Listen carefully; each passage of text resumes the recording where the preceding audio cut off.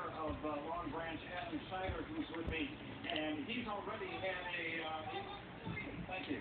He's already had an emergency situation out on the beach, Mayor. We had a couple of kids running along the ocean front, started jumping in, so we got the lifeguards on to get them right out.